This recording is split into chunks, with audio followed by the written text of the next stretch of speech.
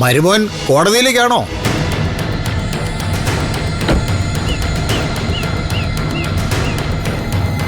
Advocate Siddharthan കോടതിയിലേക്കാ.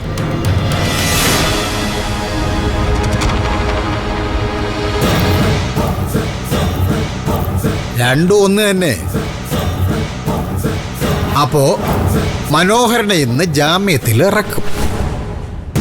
ഇറക്കും. മനോഹരൻ അകത്ത് കിടക്കുന്ന തന്നെയായിരുന്നു സേഫ്. അതെ, പുറത്തു വരുമ്പോ വീണ്ടും നടേശൻ സാറിന് എന്തെങ്കിലുമൊക്കെ ചെയ്യേണ്ടി വരും. ഒരു ചുക്കും ചെയ്യത്തില്ല.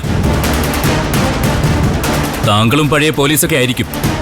ഈ പല്ല് കൊഴിഞ്ഞ സിംഹങ്ങൾ വിശ്രമജീവിതം നയിക്കുന്നത് തന്നെയായിരിക്കും നല്ലത്. നടേശൻ സാറിന് സുഹൃത്തുക്കൾക്കും വിശ്രമ ജീവിതം ഇല്ല മരുമോനെ. ഞങ്ങൾ ഫുൾ ടൈം ആക്റ്റീവാ. അല്ല, എന്തിനാ എന്നെ വഴി തടഞ്ഞത്? അത് പറയ്. എനിക്ക് കോടതി സമയത്തിന് അവിടെ എത്താനുള്ളതാ. മരുമകൻ കോടതിയിൽ പോകരുത് എന്ന് പറയാം. അത് കൊള്ളാം. നടേശൻ സാറേ, ഒരു കാര്യം എത്രയോ തവണ പറഞ്ഞു കഴിഞ്ഞു. സിദ്ധാർത്ഥൻ സ്വന്തം തലച്ചോറ് പണയം വെക്കുന്ന ആളല്ല എന്ന്. അപ്സ്റ്റെയർ ഞാൻ ആർക്കും വാടകയ്ക്ക് കൊടുത്തിട്ടുമില്ല. അതുകൊണ്ട് ഇമാതിരി നരച്ച പഴയ സിംഹങ്ങൾ കൂടുതൽ കൂടുതൽ ചെറുതാവാൻ നിൽക്കാതെ പോ. അപ്പോ മക്കള് മനോഹരന്റെ ജാമ്യത്തിൽ ഇറക്കും. സംശയം എന്താ? സിദ്ധാർത്ഥ മോനെ മനോഹരനോടും ദേവികയോടുമുള്ള അടുപ്പം കൂടുന്നതനുസരിച്ച് എനിക്ക് അവരോടുള്ള പകയും കൂടിക്കൊണ്ടേയിരിക്കും. എന്റെ ചേച്ചിക്ക് പറ്റിയൊരു അബദ്ധമാണ് നിങ്ങളുടെ മകളെ എന്റെ വീട്ടിൽ കയറ്റി താമസിപ്പിച്ചത്. അതൊരു കുതന്ത്രം ഇൻവെസ്റ്റ് ചെയ്യാനാണെന്ന് ഞാൻ അറിഞ്ഞിരുന്നില്ല.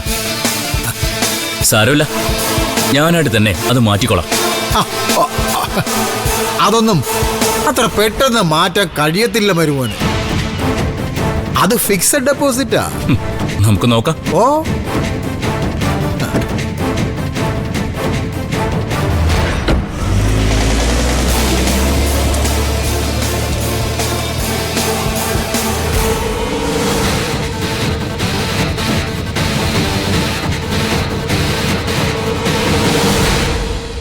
ഉറപ്പാണല്ലോ അല്ല സിദ്ധു? എന്റെ ഈശ്വര, അച്ഛനെന്ന് വരുന്ന ഓർക്കുമ്പോ. വരും ദേവികെ, അക്കാര്യത്തിൽ ഒരു സംശയം വേണ്ട. ശരി, വക്കീല് വണ്ടി ഓടിക്കുമ്പോ ഫോണിൽ സംസാരിച്ച് ട്രാഫിക് വയലേഷൻ വരുത്തണ്ട. കോടതി ചെന്നിട്ട് വിളിച്ചാ മതി. ഞാനിവിടെ ഈശ്വരന്മാരോടെല്ലാം പ്രാർത്ഥിച്ചുകൊണ്ടിരുന്നോളാം. ശരി.